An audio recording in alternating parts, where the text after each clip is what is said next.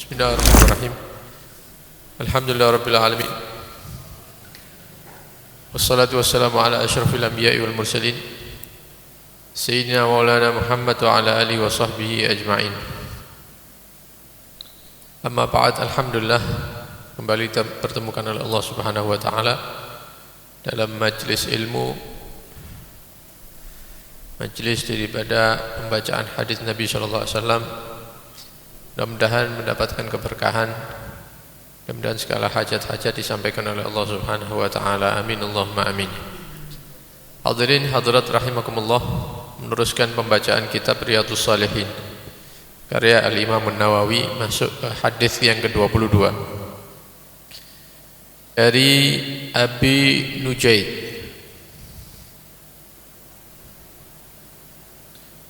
Bernama, ini julukannya, Imran ibn al-Husain al-Khuzai radhiyallahu anhuma anna imra'atan min Juhainah, bahwa ada seorang perempuan dari Juhainah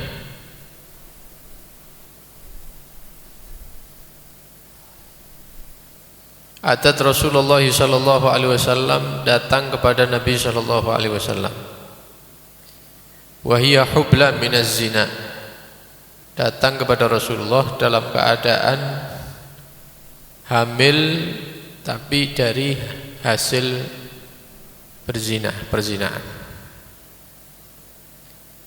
Datang kepada Nabi, faqalat, maka perempuan ini mengatakan kepada Nabi, ya Rasulullah, asabtu haddan, wahai Rasul, saya telah melakukan dosa yang mewajibkan diri saya ini dihukum. Fa'agimhu alayya, maka hukumlah diri saya. Berarti ini datang kepada Nabi untuk menyerahkan diri, ya. Dan tidak semua orang berani melakukan itu, melakukan dosa kemudian mengakui untuk menjalani hukuman, begitu ya, untuk dihukum. Fada'a Nabiullah sallallahu alaihi wasallam waliyaha, maka Nabi sallallahu alaihi wasallam memerintahkan para sahabat untuk memanggil keluarganya, untuk memanggil keluarga daripada ini perempuan. Setelah datang keluarga ini perempuan, Nabi sallallahu alaihi wasallam bersabda, berkata, ahsin ilaiha, coba ini perempuan dibawa pulang, dirawat dengan baik. Fa idza wada'at, nanti kalau sudah melahirkan anaknya, fa'tini biha, biar dia datang ke saya lagi. Sekarang dibawa pulang dulu, dirawat dengan baik. Nanti kalau bayinya sudah lahir, mampir ke sini lagi, datang ke sini lagi. Berarti perempuan yang dalam keadaan hamil, dan hamilnya ini dari perzinaan, itu dilarang untuk dihukum seketika itu juga. Tapi bayinya dilahirkan dulu, baru setelah itu dilaksanakan itu hukuman. Baik. Fa idza wada'at fa'tini, akhirnya fa'al, ya, akhirnya dibawa pulang sama keluarganya, ditunggu seminggu, 2 minggu, begitu terus sampai anaknya lahir. Kemudian selesai, fa'amara biha Nabiullah sallallahu alaihi wasallam, maka ketika datang lagi perempuan ini dengan kondisi yang sudah normal, ya, bayinya sudah lahir, menyerahkan diri, maka Nabi sallallahu alaihi wasallam mempersiapkan hukumannya dia. Karena ini perempuan sebelumnya sudah pernah kawin dengan perkawinan yang sah, maka hukum Islam jika dia melakukan perzinahan harus dirajam. Dirajam itu dilempar batu sampai mati. Ya, karena dosa perzinahan itu besar. Ya, dengan dilakukannya rajam ini maka dia tidak akan menerima siksa lagi di akhirat nanti. Fasyuddat 'alaiha siyabuha, maka disiapkan ya pakaiannya dia, ini perempuan menyiapkan pakaian.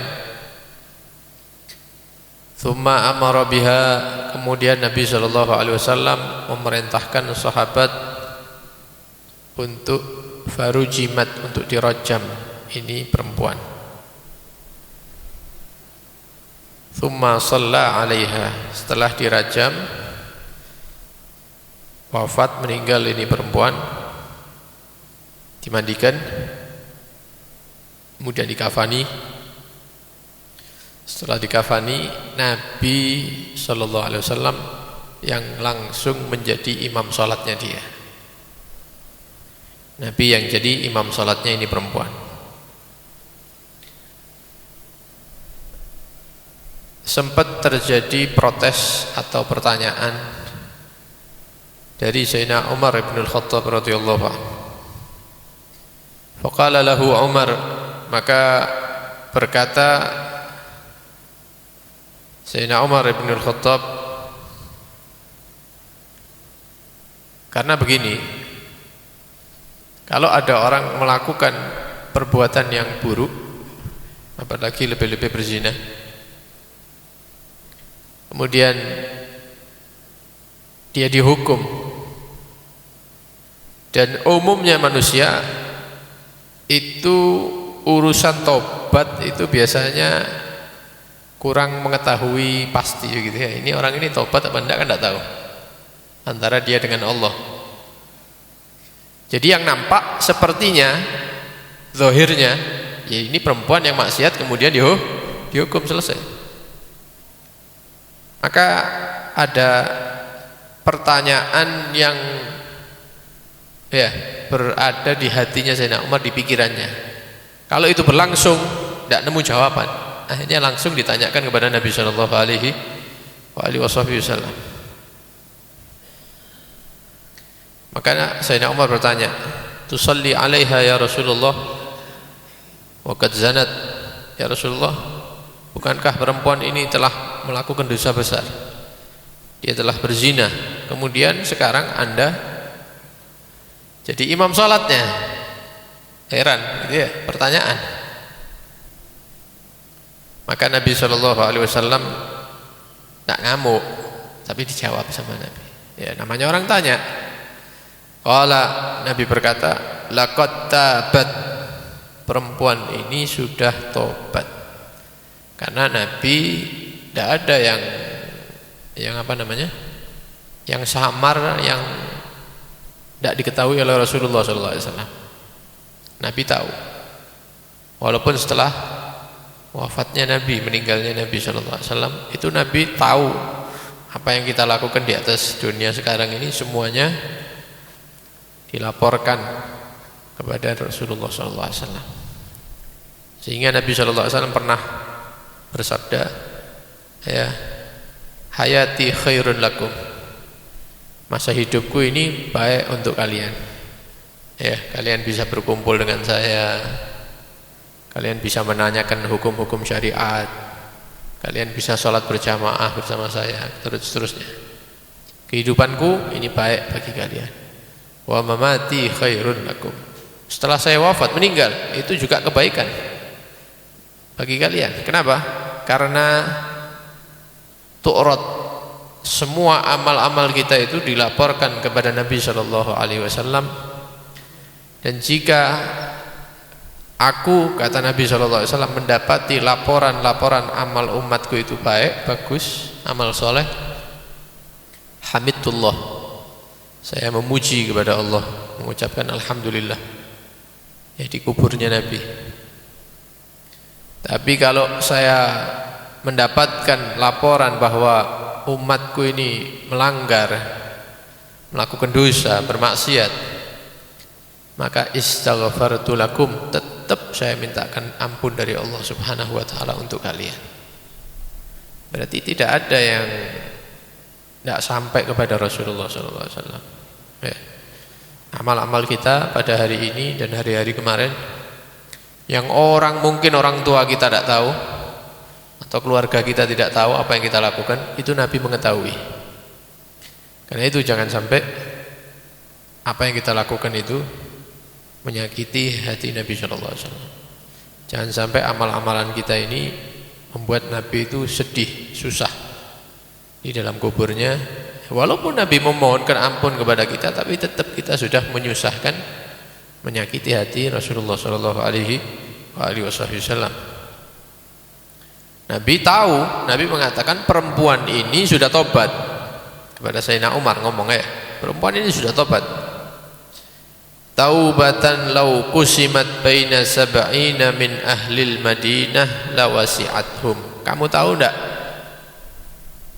hebatnya tobatnya perempuan yang melakukan dosa ini? Tobatnya dia ini sekiranya dibagi untuk kesalahan-kesalahan 70 orang yang bermaksiat, maka satu tobat perempuan ini akan mencukupi untuk 70 orang tadi. Ya kalau sekarang kan ya sudah dijelek-jelekkan begitu ya. Jelek sudah neraka sudah pasti gitu. Ya. Orang berzina itu pasti neraka. Belum tentu, karena kita tidak tahu dia tobat atau tidak. Kata Nabi SAW, perempuan ini sudah tobat, dan tobatnya dia seumpama dibagikan untuk 70 orang yang melakukan maksiat di kota Madinah, maka satu tobat perempuan ini akan mencukupi 70 orang tadi itu. Kemudian Nabi SAW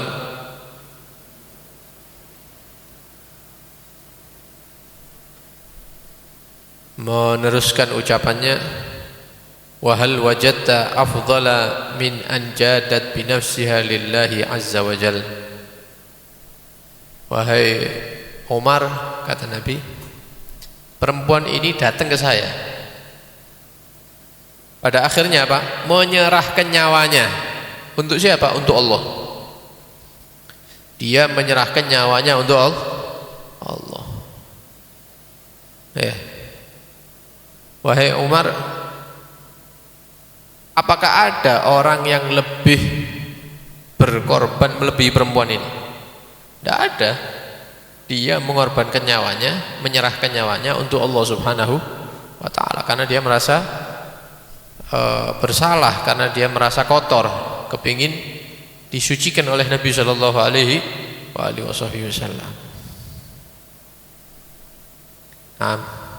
Dari hadis yang kita baca ini kita bisa mengambil beberapa pelajaran-pelajaran. Yang pertama,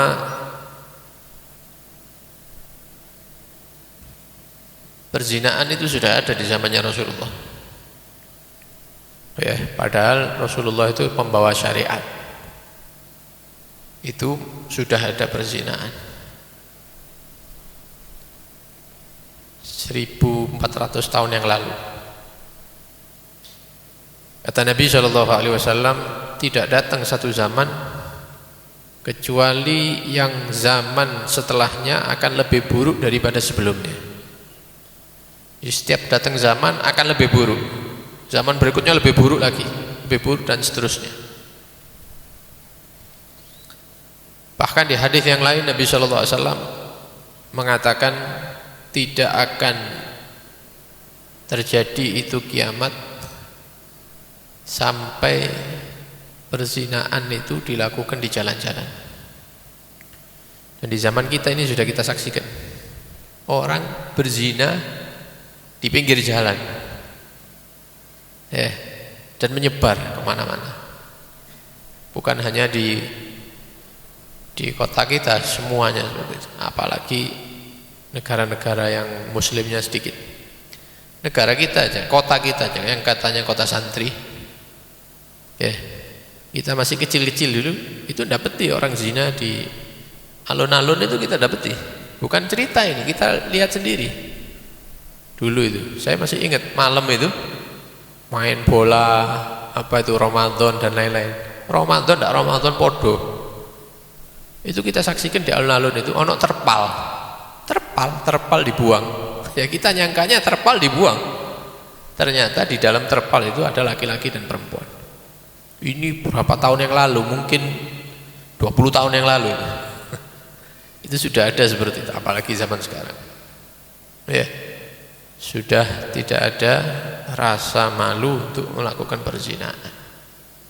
Waliyadzubillah min dzalik. Apalagi zaman putra-putri kita nanti, apalagi zaman cucu kita nanti seperti apa. Nah, mudah-mudahan ya selamat insyaallah, keluarga kita diselamatkan oleh Allah Subhanahu wa ta'ala. Kemudian yang kedua, kadang-kadang orang ini berperilaku buruk sama saudaranya hanya karena dosa yang kita tidak tahu pastinya. Dia ini melakukan benar apa tidak tahu. Mek cerita-cerita itu jari ini ya jari ini iku ngene jari ini. Padahal kita tidak lihat sendiri. Itu langsung hubungan kita sama dia langsung berubah. Langsung kita cap dia itu begini. Ya. Apapun dosanya.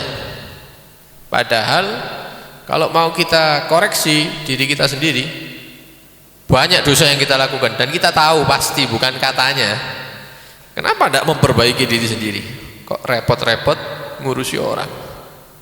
Ini kan zaman kita kan seperti itu. Sibuk ngurusi kesalahannya orang, lupa dengan kesalahannya sendiri.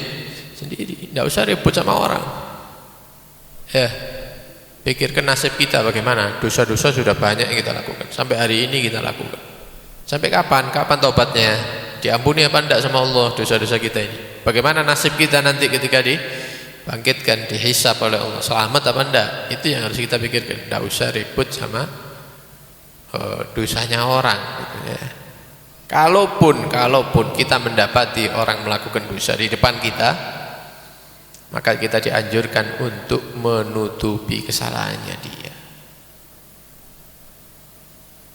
Duduk, jangan kamu lakukan lagi dosa ini, begitu dinasihati, jangan di depannya orang. Ya, ojo get lek ngandani. Pelan-pelan. Ya. Ojo ngombe maneh begitu. Jangan zina lagi. Jangan judi. Ya, jangan judi online. Ya, dia disampaikan. Enggak usah kontak Anda kontok ya. Ojo dicitakno sapa-sapa. Amanat tuh. Ya. Iku fulan itu gini. Mari kan sing iki ngomong nang kontok lho ya. Sampai sak tamanan ro kabeh. Loh, saya sudah ngomong kontok aja. Iya. Lek perkara-perkara seperti ini lepas ke satu orang ya wis mari nyebar. Ya. Apalagi di video disebar-sebarkan, itu bukan ajaran Islam. Ya.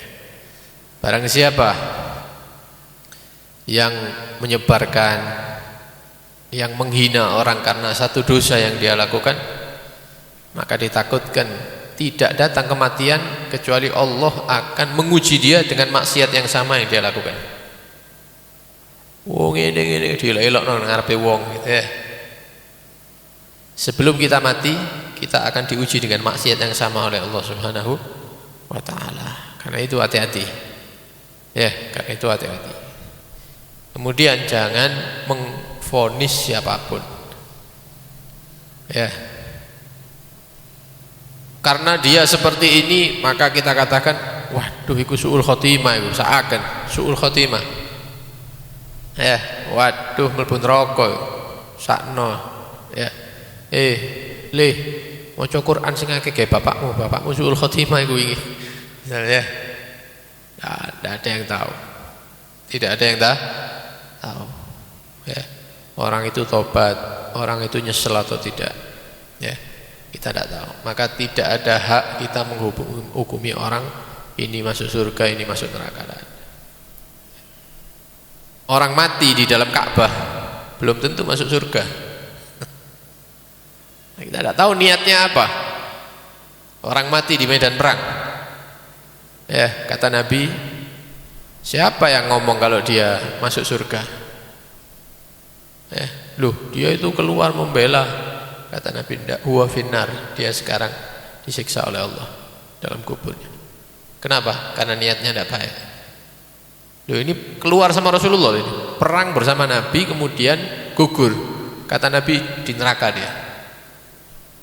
Jadi manusia ini tidak tahu orang yang ada yang meninggal husnul khotimah atau tidak tahu. Ya tentunya kita berharap semuanya husnul khotimah. Tapi jangan menghukumi ya. Masya Allah aku mati di masjid. Apa niatnya? Tidak tahu. Ya mungkin ya dia mau salat berjamaah husnul khotimah. Bisa jadi dia mau nyongkel kotak masjid. Mari ngono kepleset mati misalnya.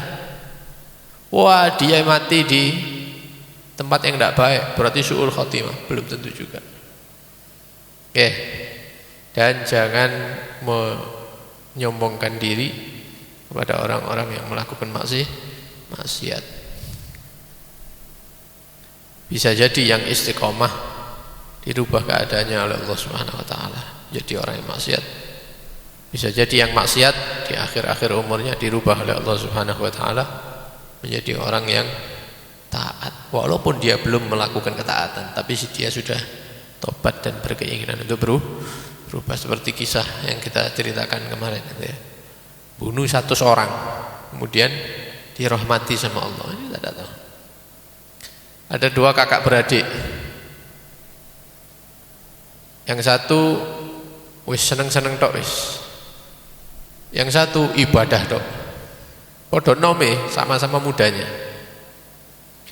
Yang satu tinggal di bawah rumah lantai 1. Yang satu di dukur.